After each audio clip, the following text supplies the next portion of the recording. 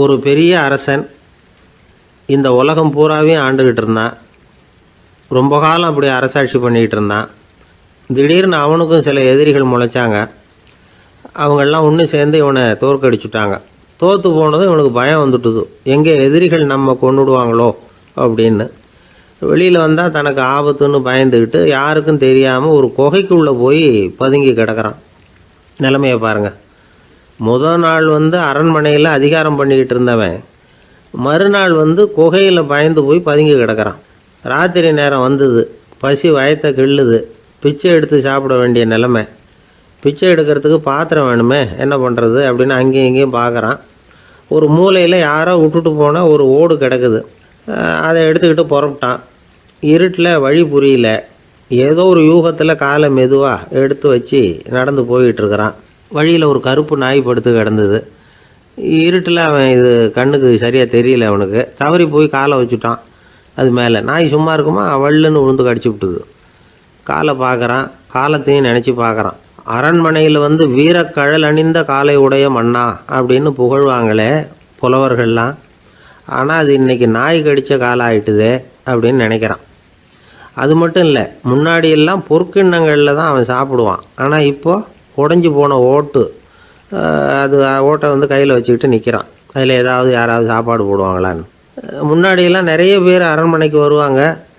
அரசருக்கு காணிக்கைன்னு சொல்லி இவன் காலடியில் கொண்டாந்து கொட்டுவாங்க. அப்போல்லாம் இவன் அந்த ஜனங்களுடைய முகத்தை திரும்பி கூட பார்க்குறதில்ல. ரொம்ப கர்வமாக உட்காந்துருப்பான். அதே ஆள் இன்றைக்கி எல்லார் கண்ணுலேயும் படுறது மாதிரி பிச்சை எடுத்துக்கிட்டு இருக்கிறான். அப்போலாம் காணிக்கைகளை தன்னுடைய கையால் வாங்கிறது தனக்கு கௌரவ குறைச்சல்னு நினச்சி தன்னுடைய வேலைக்காரங்களை விட்டு தான் அதை வாங்க சொல்லுவான். இப்போ பார்த்திங்கன்னா அவனே தன் கையாலேயே பிச்சை வாங்குறான். நினச்சி பாருங்கள். அந்த மனுஷன் நாள் அரசன், மறுநாள் பிச்சைக்காரன். எவ்வளோ வித்தியாசம். செல்வம் தான் இப்படி ஒரு வித்தியாசம் ஏற்படுறதுக்கு காரணம். அப்படிப்பட்ட செல்வம் வாழ்க்கையை நடத்துறதுக்கு நமக்கு தேவை தான். ஆனால் அதையே நாம் அடைய வேண்டிய பயனாக நினைக்கிறோம் பாருங்கள், அதுதான் வேடிக்கை. இதை நம்மாழ்வார் அழகாக ஒரு பாசுரத்தில் சொல்கிறார். ஒரு நாயகமாய் ஓட உலகுடன் ஆண்டவர், கருணாய் கவர்ந்த காலர், சிதைகிய பானையர், பெருநாடு காண இம்மையிலே பிச்சைதாம் கொள்வர், திருநாரணன் தாழ் காலம் பெற சிந்தித்து உய்மினோ அப்படிங்கிறார் நம்மாழ்வார். ஒரு பெரிய பணக்காரர் ஒரு துறவிகிட்ட போய், சாமி என்கிட்ட நிறைய பணம் இருக்குது, இருந்தாலும் நிம்மதி இல்லை, என்னால் நிம்மதியாக இருக்க முடியல, என்ன காரணம்னு கேட்டாராம். உடனே அந்த துறவி இதுக்கு நேரடியாக பதில் சொல்லாமல் பக்கத்தில் நின்றுக்கிட்டு இருந்த ஒரு குழந்தைய கூப்பிட்டார். அது ஓடியாந்தது. ஒரு ஆப்பிள் பழத்தை எடுத்து அது கையில் கொடுத்தார். அதை வாங்கிக்கிட்டு குழந்தை சிரிச்சுது. இன்னொரு பழத்தை எடுத்து கொடுத்தார். அதை இன்னொரு கையில் வாங்கிட்டு சிரிச்சுது. மூணாவது ஆப்பிளை எடுத்து கொடுத்தார். 2 பழத்தையும் நெஞ்சில் அணைச்சிக்கிட்டு 3ஆவது பழத்தையும் வாங்கிறதுக்கு முயற்சி பண்ணிச்சு. ஆனால் அது உடனே நழுவி கீழே விழுந்து உருண்டு ஓடிச்சு. ஏற்கனவே இருந்ததும் விழுந்துட்டுது. இப்போ அந்த குழந்தை அழ ஆரம்பிச்சுட்டுது. இப்போ அந்த துறவி பணக்காரர்கிட்ட சொன்னாராம், குழந்தைய கவனிச்சியா, 2 ஆப்பிள் போதும்னு அது நினச்சிருந்தா இப்போ அது அழ வேண்டிய அவசியம் வந்திருக்குமா அப்படின்னாராம். எதுவுமே அளவுக்கு மிஞ்சினா துன்பந்தான். இந்த காலத்தில் இதெல்லாம் யார் காதில் வாங்குறாங்க? ஒருத்தனை நல்ல வழிக்கு கொண்டு வரணும்னு நினச்சி அவனை கூப்பிட்டு உட்கார வச்சு இந்த கதையை சொல்லிகிட்டு இருந்தாங்க. சொல்லிவிட்டு அந்த குழந்தை செஞ்சது தப்பு தானே அப்படின்னு கேட்டிருக்கிறாங்க. ஆமாம், தப்பு தான், நானாக இருந்தால் அப்படி செஞ்சுருக்க மாட்டேன் நானா இவன். 2 பழமே போதும்னு சொல்லியிருப்பியா அப்படின்னு கேட்டிருக்காங்க. அப்படி இல்லைங்க, அவர் கொடுக்க கொடுக்க ஒவ்வொரு பழமாக வாங்கி பின்னாடி வச்சுட்டு மறுபடியும் கையை நீட்டுவேன் அப்படிங்கிறானா. இவெல்லாம் எந்த காலத்தில் திருந்துறது? அசோக மன்னர் வந்துக்கிட்டு இருக்கார். அவருடைய ஆலோசகர்கள் எல்லாம் பக்கத்தில் வந்துக்கிட்டு இருக்கிறாங்க. அந்த சமயத்தில் எதிரில் ஒரு புத்த பிக்ஷு வர்றார். அசோகர் பார்க்குறார். ஓடி போய் அவர் காலில் விழுந்து வணங்குறார். அசோக மன்னரின் தலை அந்த புத்த துறவியின் பாதத்தில் பட்டுக்கிட்டு இருக்கு. பக்கத்தில் நின்றுக்கிட்டு இருந்த அமைச்சருக்கு இது ரொம்ப சங்கடமாக போச்சு. ரொம்ப வருத்தப்பட்டார். நம்ம அசோக சக்கரவர்த்தி எப்பேற்பட்டவர், அவரோட தலை ஒரு சன்னியாசியின் பாதத்தில் படுறதா அப்படின்னு நினச்சி ரொம்ப கவலைப்பட்டார். அரண்மனைக்கு திரும்பினதும் அமைச்சர் மெதுவாக ஆரம்பித்தார். அரசே, எனக்கு ரொம்ப வருத்தமாக இருக்குது அப்படின்னார். எதுக்குன்னார் மன்னர். அசோக சக்கரவர்த்தியின் தலை, அதாவது அந்த சிரம், ரொம்ப மதிப்புமிக்க ஒன்று. அது ஒரு சன்னியாசியின் காலில் படலாமா அப்படின்னார். அசோகர் பதில் சொல்லலை, சிரிச்சார், போயிட்டார். அதுக்கப்புறம் ஒரு சரியான சந்தர்ப்பத்துக்காக காத்துக்கிட்டு இருந்தார். ஒரு நாள் அமைச்சரை கூப்பிட்டார். எனக்கு 3 தலைகள் வேணும் அப்படின்னார். சொல்லுங்க, கொண்டுகிட்டு வரேன் அப்படின்னார் அமைச்சர். அசோகர் சொன்னார், முதல்ல எனக்கு தேவையானது ஒரு ஆட்டின் தலை, 2வது ஒரு புலியின் தலை, 3வது ஒரு மனிதனின் தலை. இதுதான் அசோகர் கேட்டது. எங்க இருந்தாலும் கொண்டு வாங்கன்னார். அமைச்சர் புறப்பட்டார். ஆட்டுத்தலை புலித்தலை கிடைச்சிட்டுது. அப்புறமா ஒரு சுடுகாட்டுக்கு போய் ஒரு மனித தலையும் சேகரம் பண்ணிட்டு ராஜா கிட்ட வந்துட்டார். அரசே, உங்கள் ஆணைப்படி 3 தலைகளையும் கொண்டு வந்திருக்கிறேன்னார். அசோகர் பார்த்தார். ரொம்ப நல்லது, இப்ப இது 3ஐயும் எடுத்துக்கிட்டு போய் சந்தையில வித்துட்டு வாங்க அப்படின்னார். அமைச்சர் அதுகளை எடுத்துக்கிட்டு சந்தைக்கு போனார். முதல்ல ஆட்டுத்தலை நல்ல விலைக்கு வித்து போச்சு. நல்ல விலை கொடுத்து வாங்கிட்டு போட்டாங்க. அடுத்தபடியா புலி தலைய ஒருத்தர் வாங்கிட்டார். அதை பாடம் பண்ணி வீட்டில் மாட்டி வைக்கலாமே அப்படின்னு நினைச்சு அதையும் வாங்கிட்டு போட்டார். மனித தலையை மட்டும் வாங்கறதுக்கு யாரும் முன் வரல. எல்லாரும் அதை பார்த்துட்டு விலகி போக ஆரம்பிச்சாங்க. அமைச்சர் திரும்பி வந்தார். அரசே, இந்த தலையை மட்டும் யாரும் வாங்க மாட்டேங்கிறாங்க அப்படின்னார். சரி, பரவாயில்ல, இதை இலவசமாவே இனாமாவே யாருக்கிட்டையாவது கொடுத்துட்டு வந்துருங்க அப்படின்னார். அமைச்சர் மறுபடியும் சந்தைக்கு போனார். இதை இலவசமா தரேன், இதை வாங்கிக்கோங்க அப்படின்னார். அப்பவும் அதை யாரும் வாங்கிக்கிறதுக்கு தயாரா இல்லை. மறுபடியும் திரும்பி வந்து மன்னர்கிட்ட விவரத்தை சொன்னார். இப்போ மன்னர் சொல்றார், அமைச்சரே, உயிர் இருக்கிற வரைக்கும் தான் இந்த தலைக்கு மதிப்பு. ஜீவன் போனதுக்கு அப்புறம் அதோட மதிப்பும் போயிடுது. அதனால மதிப்பு இருக்கும் பொழுதே பெரியவர்கள் பாதம் பணிந்து அந்த புனிதத்தை பெற்றுக்கொள்ளணும் அப்படின்னார். பணிவுங்கிறது வேற, அடிமைத்தனம்ங்கிறது வேற. பெரியவர்களை பணிவது நமக்கு பெருமை தரக்கூடிய விஷயம். இதை மனசுல வச்சுக்கிட்டு எப்போ காலில் விழணும், எப்போ காலில் விழக்கூடாது அப்படிங்கிறத முடிவு பண்ணிக்கணும். ஒரு சாதாரண ஆள் நடந்து வந்துகிட்டு இருந்தார். எதிரில் வந்த ஒரு பெரிய மனுஷன் ஓடி போய் அவர் காலில் விழுந்து தன்னுடைய தலையை அவர் பாதத்தில் கொண்டு போய் வச்சார். கொஞ்ச நேரம் கழிச்சு எழுந்திரிச்சு வந்துட்டார். வந்த பிறகு இவரை கேட்டேன், ஏன் திடீர்னு ஓடி போய் அந்த ஆளு காலில் விழுந்தீங்க அப்படின்னு. அவர் போட்டிருக்கிறது என்னோட காணாம போன செருப்பான்னு கண்டுபிடிக்கிறதுக்காக அப்படி விழுந்தேன் அப்படின்னார். ஒரு பெரிய தத்துவ சிந்தனையாளர் இருந்தார், சுவாங்சு அப்படின்னு பேர். அவருடைய மனைவி ஒரு நாள் திடீர்னு காலமாயிட்டாங்க. ஐயோ பாவம், அவர் ரொம்ப வருத்தப்படுவார், போய் ஆறுதலாக 4 வார்த்தை பேசிவிட்டு வரலாம் அப்படின்னு நினச்சிக்கிட்டு நிறைய பேர் அவரை தேடிட்டு வந்தாங்களாம். வந்தவங்களுக்கு ஆச்சரியம், ஏன்னா இவர் வருத்தப்பட்டுக்கிட்டு இருப்பார் அப்படின்னு தானே எதிர்பார்த்தாங்க. அப்படி இல்லை, தாளம் போட்டுக்கிட்டு உட்காந்துருக்கிறார். தாளத்துக்கு தகுந்த மாதிரி பாட்டு வேற பாடிக்கிட்டு இருக்கிறார். என்ன மனுஷன் இவர், கொஞ்சம் கூட கவலை இல்லாமல் இப்படி இருக்கிறாரு அப்படின்னு நினச்சாங்க. ஒருத்தர் துணிஞ்சு அவர்கிட்ட கேட்டுவிட்டார், என்னங்க இது இப்படி அப்படின்னு. அதுக்கு அவர் என்ன சொன்னார் தெரியுமா? இதை பாருங்க, என்னுடைய மனைவி பிறக்கிறதுக்கு முன்னாடி அவளுக்கு உயிரும் கிடையாது, உடலும் கிடையாது. அதுக்கு பிறகு தான் உயிர் வந்தது, உடல் வந்தது, அந்த உருவம் வந்தது. இப்போ என்ன ஆச்சு? அந்த உருவமும் உயிரும் போயிட்டுது, அவ்வளவுதானே. வந்தது போயிட்டுது. இளவேனில் காலம், இலையுதிர் காலம், பனிக்காலம், இப்படி பருவங்கள் மாறி மாறி வருது இல்லையா? அது மாதிரி பிறப்பும் இறப்பும் மாறி மாறி வருது. இது இயற்கை. இதுக்காக அழுதா அது எப்படி அப்படின்னாராம். ஞான தெளிவு அடைஞ்சவங்களுக்கு எல்லாமே சுகம்தான். திருவள்ளுவரும் அதை தான் சொல்கிறார், உறங்குவது போலும் சாக்காடு, உறங்கி விழிப்பது போலும் பிறப்பு. தூங்கிறதுக்கெல்லாம் நாம் வருத்தப்பட்டுக்கிட்ட இருக்கிறோமா? இன்றைக்கி தூங்க வேண்டியிருக்குதே, இன்னும் கொஞ்சம் நேரத்தில் நான் தூங்க வேண்டியிருக்கு அப்படின்னு சொல்லி யாராவது அழுதுகிட்டு இருப்பாங்களா? அதனால் இந்த உலக வாழ்க்கையினுடைய இயல்பை யதார்த்தத்தை நாம் தெளிவாக புரிஞ்சுக்கணும். அப்படி புரிஞ்சுக்கிட்டால் நாம் கவலை இல்லாமல் வாழ முடியும். ஒரு வயசான தாத்தா பாட்டி 60 வருஷத்துக்கு முன்னாடி அவங்களுக்கு கல்யாணம் ஆச்சு. ஒன்றாவே வாழ்ந்தாங்க, ஒன்றாவே இறந்து போனாங்க. இப்போ அவங்க 2 பேரும் சொர்க்கத்துக்கு போய் சேர்ந்தாங்க. அங்கே எல்லா வசதியும் இருந்தது. ஒரு பெரிய பங்களாவே இவங்களுக்கு ஒதுக்கி கொடுத்தாங்களாம். இதுக்கு எவ்வளவு வாடகைன்னு கேட்டார் தாத்தா. வாடகையெல்லாம் கிடையாது, இலவசம் அப்படின்னார் அங்கே இருந்தவர். அந்த வீட்டுக்கு பின்னாடி ஒரு பெரிய புல்வெளி இருந்தது. இதில் விளையாட ஏதாவது கட்டணம் உண்டான்னு கேட்டிருக்கார் தாத்தா. அதெல்லாம் ஒன்றும் கிடையாது, பணம்லாம் கட்ட வேண்டியதில்லை அப்படின்னார் அவர். பக்கத்தில் ஹோட்டல் மாதிரி ஒரு பெரிய கட்டடம், உள்ள சாப்பாட்டு மேஜைகள், அது மேலே விதவிதமான பலகாரங்கள். சாப்பாட்டுக்கெல்லாம் எவ்வளவு அப்படின்னு விசாரிச்சாராம் தாத்தா. அதுதான் சொன்னேனே, இங்கே எல்லாமே இலவசம்தான், எது வேணும்னாலும் சாப்பிட்லாம், எவ்வளவு வேணும்னாலும் சாப்பிட்லாம் அப்படின்னாராம். நீங்கள் சொல்கிறீங்க அப்படி, ஆனால் நான் சர்க்கரை சேர்த்துக்கக்கூடாது, உப்பு சேர்த்துக்கக்கூடாது, பாட்டி கையால் எப்பவும் பத்திய சாப்பாடு தான் அப்படின்னாராம் தாத்தா. இதை பாருங்கள், இங்கே உங்களுக்கு அந்த கவலையும் வேண்டியதில்லை. இங்கே நீங்கள் ஸ்வீட்டு சாப்பிட்லாம், காரம் சாப்பிட்லாம், உங்களுக்கு எந்த நோயும் வராது அப்படின்னாராம் அங்கே சொர்க்கத்தில் இருந்தவர். இதை கேட்ட உடனே அந்த தாத்தா பக்கத்தில் நின்ன பாட்டியை பார்த்து கத்தினாராம், அடி பாவி, எல்லாத்தையும் கெடுத்துட்டியே, நீ எனக்கு பத்திய சாப்பாடு போடாமல் கண்டதை திங்க விட்டுருந்தா 10 வருஷத்துக்கு முன்னாடியே நான் இங்கே சேர்ந்துருப்பேனே அப்படின்னாராம். ஒரு காட்டில் ஒரு முனிவர் இருந்தார். ஒரு நாள் அவரை தேடிட்டு 4 பேர் வந்தாங்க. சுவாமி, எங்களுக்கு ரொம்ப நாளாக ஒரு சந்தேகம்னாங்க. என்னன்னு கேட்டார். இந்த உலகத்தில் எவ்வளவோ காரியங்கள் நடக்குது, எது நியாயம் எது அநியாயம் அப்படின்னு புரிஞ்சிக்க முடியலன்னாங்க. அது யாராலையும் புரிஞ்சிக்க முடியாதுன்னார் முனிவர். வந்தவங்களுக்கு ஆச்சரியமாக போச்சு, ஒரு மாதிரியாக பார்த்தாங்க. இதை முனிவர் கவனித்தார். சரி, புறப்படுங்க என்னோடன்னார். எங்கன்னு கேட்டாங்க. இப்போ உங்கள் 4 பேரையும் ஒரு புஷ்பக விமானத்தில் அழைச்சிட்டு போகிறேன். இந்த உலகத்தில் சர்வசாதாரணமாக நடக்கக்கூடிய ஒரு காட்சியை உங்களுக்கு காட்ட போகிறேன். நீங்கள் பார்க்க போகிற அந்த காட்சி நியாயமா அநியாயமா அப்படிங்கிறத என்கிட்ட சொல்லணும். நீங்கள் சரியான பதில் சொன்னால் புஷ்பக விமானத்தில் தொடர்ந்து பிரயாணம் பண்ணலாம். தவறான பதில் சொன்னால் இந்த புஷ்பக விமானம் உங்களை கீழே தள்ளி விட்டுரும் அப்படின்னார். 4 பேருக்கும் பயந்தான். இருந்தாலும் முனிவர் கூப்பிடுறாரு அப்படின்னு சொல்லி புறப்பட்டாங்க.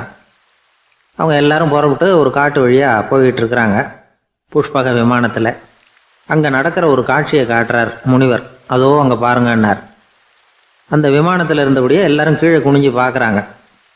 அங்கே ஒரு தாய் புலி அப்போ தான் குட்டி போட்டிருக்கு. குட்டிகளை ஈன்ற உடனே பசிக்கு இறை தேடி அந்த பக்கமாக வருது. அதே நேரம் ஒரு தாய் மான், அதுவும் அப்போ தான் குட்டி போட்டிருக்கு. அதுவும் இதே மாதிரி குட்டிகளை ஈன்ற உடனே பசிக்கு இறை தேடி அந்த பக்கமாக வருது. இப்போ அந்த புலி அந்த மானை அடித்து போட்டுவிடுது.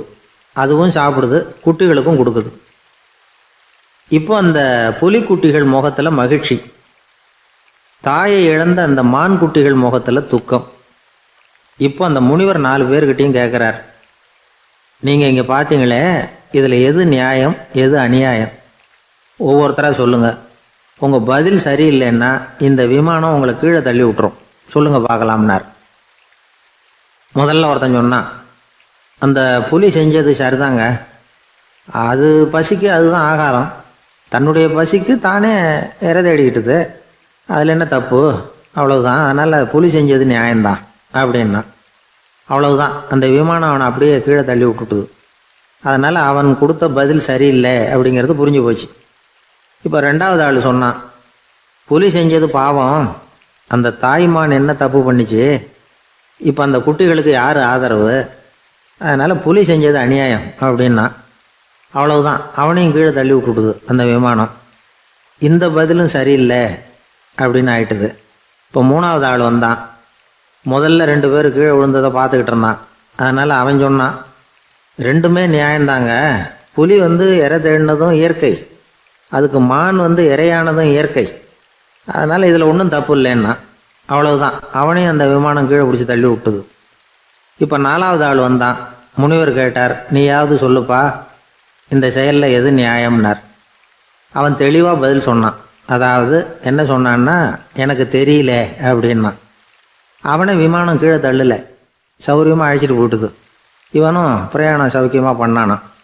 ஆக இதுதான் சரியான பதிலுங்கிறத முனிவர் உணர்த்தினார்.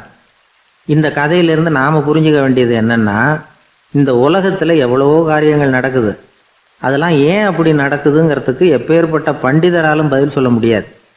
தெரியாததை தெரியாதுன்னு ஒத்துக்கிட்டா வாழ்க்கை பிரயாணம் சுகமாக இருக்கும். அதனால் தேவையில்லாத விஷயங்களை புரிஞ்சுக்கிறதுக்கு நேரத்தை செலவு பண்ணிகிட்டு இருக்கக்கூடாது, வாழ்க்கையை குழப்பிக்கக்கூடாது. வாழ்க்கைக்கு தேவையானது என்னவோ அதை மட்டும் புரிஞ்சுக்கிட்டா போதும். இந்த காலத்து ஆள் ஒருத்தன் ஒரு பெரியவரை தேடி வந்தான். ஐயா, ஒரு சந்தேகம்னா. என்ன உன்னுடைய சந்தேகம்னார். பகுத்தறிவுன்னா என்ன, விதின்னா என்ன அப்படின்னு கேட்டான். இதுக்கு அவர், இப்போ உன்னுடைய வலது காலை தூக்குன்னார். தூக்கினான். சரி, இப்போ உன்னுடைய வலது காலை கீழே இறக்காம உன்னுடைய இடது காலையும் தூக்குன்னார். தூக்கினான். பொத்துன்னு கீழே விழுந்துட்டான். பெரியவர் சொன்னார், உன்னால் ஒரு காலை தூக்க முடிஞ்சுது, அதுதான் பகுத்தறிவு. 2 கால்களையும் ஒரே சமயத்தில் தூக்குனா அடிபடும் அப்படிங்கிறது தான் விதி. அப்படின்னு விளக்கம் கொடுத்தார். இவன் தன்னுடைய விதியை நொந்துக்கிட்டே இடுப்பை பிடிச்சிக்கிட்டு அங்கேருந்து நடந்து போயிட்டானான். ஒரு ஊரில் ஒரு பெரியவர் இருந்தார். ஒரு நாள் அவரை தேடி ஒருத்தர் வந்தார். ஐயா, நான் கடவுளை பரிபூர்ணமாக நம்புகிறேன் அப்படின்னார். சரி, அந்த நம்பிக்கை உனக்கு எப்படி வந்ததுன்னு கேட்டார் இவர். அவர் சொல்ல ஆரம்பித்தார். ஐயா, எனக்கு கல்யாணம் ஆகி 10 வருஷம் ஆச்சு. ஆனாலும் குழந்தை பாக்கியம் இல்லை. அதுக்கு என்ன காரணமாக இருக்கும்னு நான் யோசனை பண்ணிகிட்டு இருந்தப்போ நண்பர் ஒருத்தர் ஒரு ஆலோசனை சொன்னார். உனக்கு மதப்பற்று இல்லை, எந்த கடவுளையுமே நம்ப மாட்டேங்கிற, அதுதான் காரணம். கடவுளை நம்பு, உனக்கு குழந்தை பாக்கியம் கிடைக்கும் அப்படின்னார். அவர் அப்படி சொன்னாரே தவிர எனக்கு சந்தேகம்தான். இருந்தாலும் அவர் சொன்னபடியும் நடந்து தான் பார்ப்போமே அப்படின்னு முடிவு பண்ணேன். கடவுளை நம்ப ஆரம்பித்தேன். அந்த வருஷமே அழகான ஆண் குழந்தை பிறந்தது. எல்லாம் இறைவன் அருள் அப்படின்னார். இவர் இப்படி சொன்னதை கேட்டதும் அந்த பெரியவர் சொன்னார். நீ சொல்கிறதெல்லாம் சரிதான். இருந்தாலும் இந்த காலத்தில் எந்த ஒரு காரியமாக இருந்தாலும் அதை சோதனை செஞ்சு பார்த்துட்டு தான் ஒரு முடிவுக்கு வந்து சேர முடியும். அறிவுபூர்வமான முடிவு அதுவாக தான் இருக்கும். அறிவியல் சோதனைகள் அப்படித்தான். ஒரு குறிப்பிட்ட விஷயத்தை பற்றி எத்தனை தடவை சோதனை பண்ணாலும் ஒரே முடிவு தான் கிடைக்கணும். அதுதான் சரியாக இருக்கும். அதனால் இப்போ மறுபடியும் ஒரு சோதனைன்னார். என்ன செய்யணும் அப்படின்னு கேட்டார் இவர். கடவுள்கிட்ட ஒரு பெண் குழந்தை வேணும்னு கேளு. முதல்ல ஆண் குழந்தையை கொடுத்தது மாதிரியே இப்போ ஒரு பெண் குழந்தையையும் கொடுக்குறாரா பார்க்கலாம் அப்படின்னார். சரின்னு சொல்லி இவர் அதே மாதிரி முயற்சி பண்ணினார். அதுக்கப்புறம் அவர் இந்த பெரியவர்கிட்ட வரவே இல்லை. கொஞ்ச காலம் கழித்து இவரே அவரை தேடிட்டு போய் கதவை தட்டினார். அவர் கதவை திறந்தார். என்ன ஆச்சு, கடவுள் கண் திறந்தாரா அப்படின்னு கேட்டார். அவர், அந்த சமாச்சாரம்லாம் நமக்கு வேணாம் சார். முதல் தடவை அது ஏதோ தற்செயலாக ஏற்பட்ட ஒரு சாதகம். இப்போ நீங்கள் 2வது தடவை சொன்ன பிறகு தினமும் கடவுளை வேண்டிக்கிட்டு தான் இருக்கிறேன், ஒன்றும் நடக்கலை அப்படின்னார் ரொம்ப விரக்தியாக. ஒரே ஒரு தோல்வியில் உங்கள் நம்பிக்கையெல்லாம் பறந்து போயிடுது பார்த்தீங்களா அப்படின்னார் அந்த பெரியவர். எல்லாம் நல்ல விதமாக நடக்கிற வரைக்கும் நம்பிக்கை, எதிர்பார்த்தது தோல்வியில் முடிஞ்சுட்டுதுன்னா அவநம்பிக்கை. மற்றவர்கள் பேரில் வைக்கிற நம்பிக்கை எந்த நேரத்திலையும் விவகாரமாகி விடக்கூடிய சாத்தியம் உண்டு. நாம் நம்பிக்கை வைக்க வேண்டியது நம்மக்கிட்ட தான். நமக்குள்ளே இருக்கிறார் கடவுள். எனவே நம்ம பேரில் நாம் வைக்கிற நம்பிக்கை தான் உண்மையான கடவுள் பக்தி. நிபந்தனையற்ற நம்பிக்கையாக அது இருக்கணும். எல்லாம் நல்லபடியாக நடந்துக்கிட்டு இருந்தால் எந்த முட்டாளுக்கும் நம்பிக்கை வரத்தான் செய்யும் அப்படிங்கிறது ஒரு பெரியவர் கருத்து. தியானத்தின் மூலமாக தான் உனக்குள்ள ஆழமாக தோண்டுனா உன்னுடைய அடி ஆழத்தில் நம்பிக்கை வந்து அப்படி ஊற்றெடுக்கும், அதை பார்க்க முடியும் அப்படிங்கிறது பெரியவர்கள் சிந்தனை. ஒரு குழந்தை அப்பாவை பார்த்து என்னப்பா பண்ணுறேன்னு கேட்டுதான். பிரார்த்தனை பண்ணிகிட்டு இருக்கிறேன்னாரான் அப்பா. பிரார்த்தனை பண்ணுனா என்ன கிடைக்கும் அப்படின்னு கேட்டுதான் குழந்தை. எல்லாம் கிடைக்கும் அப்படின்னாரான் அப்பா. நீ வச்சிருக்கிறிய பேனா அது கூட கிடைக்குமான்னு கேட்டுதான் குழந்தை. கிடைக்குமேன்னு இருக்கார். அப்படின்னா அந்த பேனாவை என்கிட்ட கொடுத்துரு, நீ பிரார்த்தனை பண்ணி வேறு பேனா வாங்கிக்கோ அப்படின்னு தான் அந்த குழந்தை. ஒரு நாள் ஒரு 10-15 பள்ளிக்கூடத்து பிள்ளைங்க தேடிட்டு வந்தாங்க.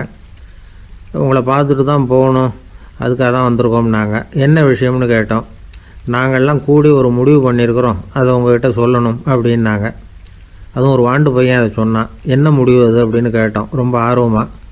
அதை இப்போ சொல்ல மாட்டோம், எங்களுக்கு பிடிக்கிற மாதிரி ஏதாவது ஒரு தகவல் சொன்னால் அதுக்கப்புறம் நாங்கள் அதை சொல்கிறோம் அப்படின்னா அந்த வாண்டு பையன். சரி, சின்ன பையன்கிட்ட இன்றைக்கி வசமாக மாட்டிக்கிட்டோம் அப்படின்னு நினச்சிக்கிட்டு அவங்களுக்கு தகுந்த மாதிரி ஒரு கதை சொல்ல ஆரம்பித்தோம். அது என்ன கதைன்னா, ஒரு பெரிய காடு, அதில் பலவிதமான மிருகங்கள். அந்த காட்டுக்கு ஒரு சிங்கம் தான் ராஜா. எப்பவும் காட்டுக்கு அது தானே ராஜா. ஒரு பெரிய யானைக்கு இது பொறுக்கலை. என்ன இது, எப்போ பார்த்தாலும் இங்கே சிங்கத்துக்கே ராஜா பதவி கிடைக்கிது, நான்லாம் எவ்வளவு பலசாலியாக இருக்கிறேன், அப்படி இருந்தும் எனக்கு அந்த பதவி கிடைக்கலையே அப்படின்னு தனக்குள்ளே பொறுமிக்கிட்டே இருந்தது. ராஜா பதவியை நினச்சி ரொம்ப ஏக்கம், அதுக்கு பதவி மோகம். இந்த சமயம் பார்த்து ஒரு குள்ள நெறி கூட்டம் அதை தேடிட்டு வந்தது. ஐயா பெரியவங்களே, நீங்கள் இந்த காட்டுக்கு ராஜாவாக இருக்க ஆசைப்படுறீங்க, அதில் ஒன்றும் தப்பு இல்லை. ஆனால் அதுக்கு முன்னாடி நீங்கள் எங்கள் கூட்டத்துக்கு கொஞ்ச நாள் தலைவராக இருங்க, அதாவது ராஜாவாக இருங்களேன், உங்களுக்கும் ஒரு ட்ரைனிங் கிடைச்சது மாதிரி இருக்கும் அப்படின்னு சொல்லியிருக்குது இந்த கூட்டம், குள்ள நெறி கூட்டம். இதை கேட்ட உடனே யானைக்கு ரொம்ப சந்தோஷம் தாங்கலை. அதுதான் எப்போன்னு பதவிக்காக காத்துக்கிட்டு இருக்குதே. இருந்தாலும் கொஞ்சம் பிகுவோட, சரி நீங்கள்லாம் இவ்வளோ தூரம் என்னை தேடிட்டு வந்து கேட்குறதுனால மறுக்க முடியல அப்படின்னு ரொம்ப ஏதோ அவளுக்கு சிரமப்பட்டு ஒத்துக்கிறது மாதிரி ஒத்துக்கிட்டது. ஏதோ உங்கள் ஆசைக்கு கட்டுப்படுறேன், கொஞ்ச நாள் உங்கள் கூட்டத்துக்கு ராஜாவாக இருக்கிறதுக்கு சம்மதிக்கிறேன் அப்படின்னுது. உடனே அந்த யானை ராஜ நட போட ஆரம்பிச்சிட்டுது. யானை சாதாரணமாக நடந்தாவே எப்படி இருக்குங்கிறது நமக்கு தெரியும். அதுவே ராஜ நடை நடந்தால் எப்படி இருக்கும் கற்பனை பண்ணி பாருங்கள். யானை முன்னாடி கம்பீரமாக போய்கிட்டு இருக்குது, தலைவர் இல்லையா, அதனால் குள்ள நரிகள்லாம் ரொம்ப அடக்கமாக அது பின்னாடி அணிவகுத்து போயிட்டுருக்குது. ராஜா வாழ்க, மன்னர் வாழ்க அப்படின்னு கோஷம் வேறு. யானைக்கு தலைகால் புரியல, அவ்வளவு சந்தோஷம். அந்த யானைக்கு செருக்கு, ஆணவம் எல்லாம் ஏற்பட்டு போச்சு. அதுக்கப்புறம் அது தரையை பார்க்குமா, நிமிர்ந்து நடக்க ஆரம்பிச்சுட்டுது. தரையை பார்க்குறதே இல்லை. அப்படி போயிட்டுருக்கிறப்போ ஒரு சதுப்பு நிலத்தில் திடீர்னு காலை வச்சுட்டுது. அவ்வளோதான், கால் உள்ளே போட்டுது. இன்னொரு காலை எடுத்து வச்சுது, அதுவும் உள்ளே போட்டுது. அந்த 2 காலையும் எடுக்கிறதுக்காக அடுத்த 2 காலையும் அழுத்திச்சு, அதுவும் உள்ளே போக ஆரம்பிச்சுட்டுது. இப்போ 4 காலம் வசமாக சேத்துல அழுந்தி போச்சு, எடுக்க முடியல. குள்ள நரிகள்லாம் அதை சுற்றி சுற்றி வந்தது. சிலது சுற்றி நின்று டான்ஸ் ஆட ஆரம்பிச்சுட்டுது யானையை பார்த்துட்டு. இதை யானை பார்த்தது. என்ன இது தலைவர், நான் தவிச்சிக்கிட்டு இருக்கிறேன், தொண்டர்கள்லாம் சுற்றி நின்று வேடிக்கை பார்த்துக்கிட்டு இருக்கிறீங்க, டான்ஸ் ஆடுறீங்க அப்படின்னு கேட்டுதான். தொண்டர்களே, தலைவர் நான் தவிச்சிக்கிட்டு இருக்கிறது உங்களுக்கு தெரியலையா? இப்போ உடனே உங்கள் தலைவரை காப்பாற்ற வேண்டியது உங்கள் கடமை இல்லையா அப்படின்னு கத்துச்சான் அந்த யானை. குள்ள நரிகளில் ஒன்று முன்னாடி நின்று அந்த யானையை பார்த்து தான், தலைவரே, எங்களுக்கு ரொம்ப நாளாக ஒரு ஆசை, அந்த ஆசையை நிறைவேற்றிக்கிறதுக்காக தான் உங்களை எங்கள் தலைவராக ஏற்றுக்கிறோம்னு சொன்னோம் அப்படின்னு தான். என்ன ஆசைன்னு கேட்டிருக்கு யானை. யானை கறி சாப்பிட்டு பார்க்கணுங்கிறது எங்களுக்கு ரொம்ப நாளாக ஆசை, அது இன்றைக்கி தான் நிறைவேற போகுது அப்படின்னு தான் அந்த நரி. இதை கேட்ட உடனே அந்த யானை அப்படியே மூர்ச்சி ஆகிட்டு தான். நரிகள்லாம் அது மேலே ஏறி குதற ஆரம்பிச்சுட்டு தான். பதவி மேலே இருந்த பேராசை அந்த பலசாலியான யானையையே மாட்டி விட்டுட்டுது பார்த்தீங்களா அப்படின்னு சொல்லி முடித்தோம் இந்த கதையை அந்த சின்ன பிள்ளைங்கக்கிட்ட. சரிங்க, இப்போ நாங்கள் உங்களை தேடி வந்த விஷயம் என்னங்கிறத சொல்லவா அப்படின்னா ஒரு வாண்டு பையன். சீக்கிரம் சொல்லு தம்பி, சஸ்பென்ஸ் தாங்கலை அப்படின்னோம். அவன் மெதுவாக எங்களை பார்த்து சொல்கிறான், எங்களுக்கு கொஞ்ச நாள் நீங்கள் தலைவராக இருந்தால் தேவலை அப்படின்னா. ஒரு வயசான பாட்டியின் தாத்தாவும் ஒரு பூங்காவில் உட்காந்து பேசிக்கிட்டு இருக்கிறாங்க. அவங்களுக்கு கல்யாணம் ஆகி 53 வருஷம் ஆச்சு. பிள்ளைங்கள்லாம் படித்து பெரிய பெரிய வேலையில் இருக்கிறாங்க. பேரன் பேத்திகளும் நல்ல நிலைமையில் இருக்கிறாங்க. இந்த தாத்தாவும் பாட்டியும் சிரித்து பேசிக்கிட்டு இருந்ததை ஒரு பெரியவர் பார்த்தார். அவருக்கு ஆச்சரியமாக இருந்தது. இந்த வயசுலேயும் இவ்வளவு அந்யோன்யமாக இவங்க பேசிக்கிட்டு இருக்கிறாங்களே அப்படின்னு நினச்சார். சரி, நேரிலேயே கேட்டுருவோமே அப்படின்னு நினச்சிக்கிட்டு கிட்ட போனார். உங்கள் மன வாழ்க்கையின் வெற்றிக்கான ரகசியம் என்ன அப்படின்னு கேட்டார். இதை கேட்டதும் அந்த தாத்தா சிரிச்சுக்கிட்டே பாட்டியை பார்த்தாராம். அதுக்கப்புறம் சொன்னாராம், நான் இந்த அம்மாவை கல்யாணம் பண்ணிக்கிட்டதுக்கும் எங்களுடைய இல்வாழ்க்கை இவ்வளவு நாளாக பலம் குறையாமல் மகிழ்ச்சியாக இருக்கிறதுக்கும் காரணம் ஒன்று தான். அது என்ன காரணம்னா, எங்களுக்கு இடையில பொதுவாக நிறைய குறைகள் உண்டு, அதுதான் காரணம் அப்படின்னாராம். அவர் சொல்கிறது சரிதான் அப்படிங்கிறது மாதிரியே அந்த பாட்டியும் அவரை நிமிர்ந்து பார்த்தாங்களாம். இந்த பெரியவர் மறுபடியும் அந்த பாட்டியை பார்த்து அதே கேள்வியை கேட்டிருக்கார். உங்களுடைய நீண்டகால மன வாழ்க்கைக்கு கிடைச்ச வெற்றி எதனாலேன்னு சொல்ல முடியுமா அப்படின்னு கேட்டாராம். அவங்களும் சிரிச்சுக்கிட்டே பதில் சொன்னாங்களாம். என்ன பதில் தெரியுமா? சில பேரை நாம் குறிப்பிட்ட பண்புகளுக்காக நேசிக்கிறோம், வேற சிலரை நாம் அந்த பண்புகள் இல்லாத குறைகளுக்காகவே விரும்பி பழகிறோம் இல்லையா அப்படின்னு கேட்டுவிட்டு தலையை குனிஞ்சிக்கிட்டாங்களாம் அந்த பாட்டியம்மா. அவங்க அப்படி சொன்னதை கேட்டதும் இவருக்கு புதுசாக ஞானம் பிறந்தது மாதிரி இருந்துதான். இதுதான் மனம் நிறைந்த மன வாழ்க்கை அப்படிங்கிறார் சுவாமி சின்மயானந்தர். பண்புகளை எப்படி நேசிக்க முடியுதோ அதே மாதிரி பண்புகள் இல்லாத குறைகளையும் நேசிக்க முடியும். மனசு தான் காரணம். ஒரு மேல்நாட்டு தம்பதி, அவங்களும் தாத்தா பாட்டி தான். அவங்க 2 பேரும் ஒரு பூங்காவில் உட்காந்து சிரித்து பேசிக்கிட்டு இருக்கிறாங்க. அதை ஒருத்தர் பார்த்தார். அவருக்கு ஆச்சரியம், இவ்வளவு காலம் ஆகி இந்த வயசுலேயும் இப்படி அன்பாக பேசிக்கிட்டு இருக்கிறாங்களே அப்படிங்கிற ஆச்சரியம். கிட்ட நெருங்கி போனார். கேட்டார், ஏன் தாத்தா உங்களுக்கு கல்யாணம் ஆகி எவ்வளோ வருஷம் ஆச்சுன்னார். 55 வருஷம் ஆச்சுன்னாராம் அவர். இன்னமும் இவ்வளவு சந்தோஷமாக இருக்கிறீங்களே, அதுக்கு என்ன காரணம்னு கேட்டிருக்கார். அதுக்கு என்ன காரணம்னா, இது வரைக்கும் எங்களுக்குள்ள சண்டையே வந்ததில்லை அப்படின்னாராம். அது எப்படி முடியும்னு கேட்டிருக்கார் இவர் ஆச்சரியமா.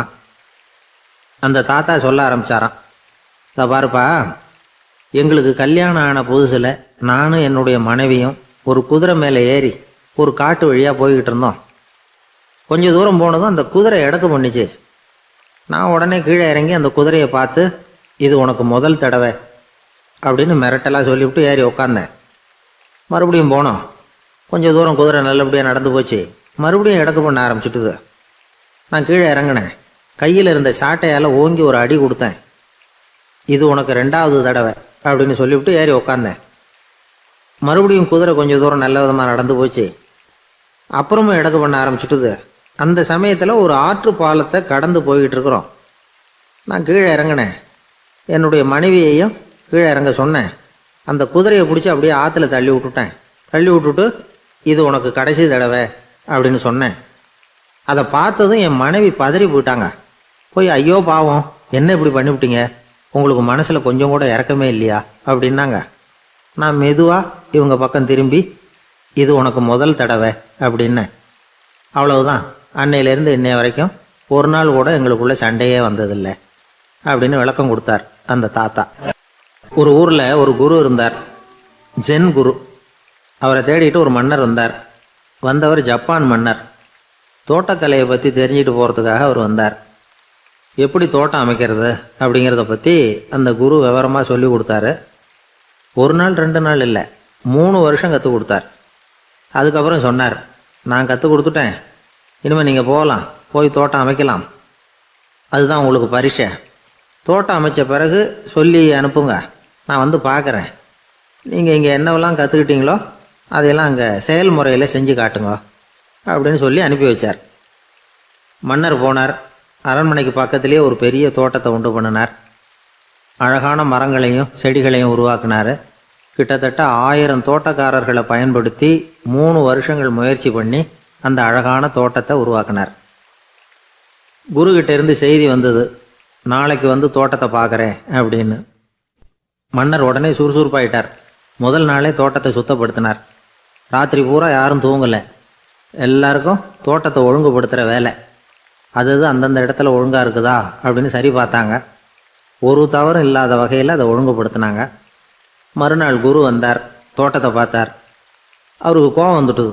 மன்னருக்கு ஆச்சரியம், எப்பவும் சிரிச்சுக்கிட்டே இருக்கிறவர் இப்போ எப்படி இருக்கிறாரே அப்படின்னு. மெதுவாக குருக்கிட்ட போய், எல்லாம் சரியாக தானே இருக்குது அப்படின்னார். எல்லாம் சரிதான், ஆனாலும் எங்கே அந்த பொன்னிற காற்று அப்படின்னார். உதிர்ந்த இலைகள், பொன் மஞ்சள் நிற இலைகள் காற்றில் அப்படி புரண்டு ஓடுவதை நான் பார்க்க முடியவில்லையே அப்படின்னாராம். அது இல்லாமல் இந்த தோட்டம் உயிரோட்டம் உள்ளதாக இருக்காது, இதில் பாடல் இல்லை, ஆடல் இல்லை, அதெல்லாம் இல்லாமல் இந்த தோட்டம் ரொம்பவும் செயற்கையாக தெரியுதுன்னாராம். மன்னர் இப்போ தான் யோசனை பண்ணார். கீழே கிடந்த காஞ்சி போன இலைகள் மட்டும் இல்லை, மரத்தில் இருந்த காஞ்சி போன இலைகளையும் அப்புறப்படுத்தி சுத்தமாக வச்சிருக்கிறார். இறப்பும் வாழ்க்கையினுடைய ஒரு பகுதி தான். மரணம்ங்கிறது வாழ்க்கைக்கு எதிரானது அல்ல, அதை நிரப்பும் ஒரு பகுதி தான் அது. மரணம் இல்லையில் வாழ்க்கையே இல்லை அப்படிங்கிறது பெரியவங்க கருத்து. இப்போ அந்த தோட்டம் அழகாக தான் இருக்குது, இருந்தாலும் அது ஒரு ஓவியம் மாதிரி உயிர் இல்லாமல் இருக்கு. குரு ஒரு வாளியை கையில் எடுத்துக்கிட்டார். தோட்டத்தை விட்டு வெளியில் போனார். ஏற்கனவே வீசி எறிந்த அந்த சருகுகளை எல்லாம் அள்ளி கொண்டுகிட்டு வந்தார். உள்ள எல்லா இடங்கள்லையும் அதை வீசினார். உடனே காற்று அந்த காய்ந்த சருகுகளையும் பழுத்த இலைகளையும் அசைக்க ஆரம்பிச்சுட்டுது. இப்போ அங்கே சலசல சத்தம், சங்கீதம், இலைகளின் நடனம், ஓவியம் மாதிரி இருந்த அந்த தோட்டத்துக்கு இப்போ உயிர் வந்துட்டுது. இதுதான் அந்த பொன்னான காற்று அப்படின்னாராம் குரு. மன்னருக்கு புரிஞ்சுது. மிகப்பெரிய ஜென் கேள்வி ஒன்று உண்டு. உம்மான் அப்படிங்கிற ஒரு பெரிய குருவை பார்த்து துறவி ஒருத்தர் கேட்டாராம், இலைகள் எல்லாம் கீழே விழுந்து மரங்கள் மொட்டையாக இருக்கும் பொழுது என்ன நடக்கும்? இதுதான் கேள்வி. இதுக்கு உம்மான் சொன்ன பதில் பொன்னான காற்று, தி கோல்டன் விண்ட் அப்படின்னாராம். இதுக்கு என்ன விளக்கம்னா, உன்னுடைய எண்ணங்கள் எல்லாம் உன்னுடைய மனசிலிருந்து கீழே விழுந்து உனது உள்ளுணர்வானது மொட்டையாக நிற்கும் நிலைதான் அது. உனது வேர்களின் அருகில் காற்று வீசுகிறது. எல்லா எண்ணங்களும் உன்னிலிருந்து வெகு தூரத்துக்கு புரண்டு கொண்டே சென்று விடுகிறது. நீ அவற்றை கடந்து விட்டால் நீ அவைகளுக்கெல்லாம் மேலெழுந்து கீழே பார்ப்பவனைப் போல நிற்க ஆரம்பித்து விடுவாய். அதுதான் தியானம் என்பது அப்படின்னு சொல்கிறாங்க. தியானம்ங்கிறது எண்ணத்துக்கு எதிரானதில்லை. தியானம்ங்கிறது எண்ணங்களை கடந்து செல்வது தான். அதுக்கப்புறம் நாம் பொன்னிற காற்றில் ஆட ஆரம்பிச்சிருவோம். இதுதான் பெரியவர்கள் சொல்கிறது. என்கிட்ட ஒருத்தர் தோட்டம் அமைக்கணும்னு யோசனை கேட்டு வந்தார். எல்லாம் சொல்லி கொடுத்தேன். செடிகள்லாம் செழிப்பாக வளரணும்னா வேர் காயாமல் பார்த்துக்குங்க, தினமும் தண்ணி விடுங்க அப்படின்னு சொல்லி அனுப்பி வச்சேன். 1 மாதம் கழித்து அவர் தோட்டத்தை பார்க்குறதுக்காக போனேன். போய் பார்த்தா எல்லா செடியும் வாடி கிடக்குது. என்னங்க இப்படி பண்ணிவிட்டீங்கன்னு. நீங்கள் சொன்னபடி தான் செஞ்சேன்னார். என்ன செஞ்சீங்கன்னு கேட்டேன். வேறு காயாமல் பார்த்துக்க சொன்னீங்க, தினமும் ஒரு தடவை எல்லா செடியையும் ஒவ்வொன்றா பிடுங்கி பார்த்து வேறு காயாமல் இருக்கா அப்படின்னு பார்த்துட்டு அதுக்கப்புறம் தண்ணி பாய்ச்சினேன், அவ்வளவுதான் அப்படின்னார்.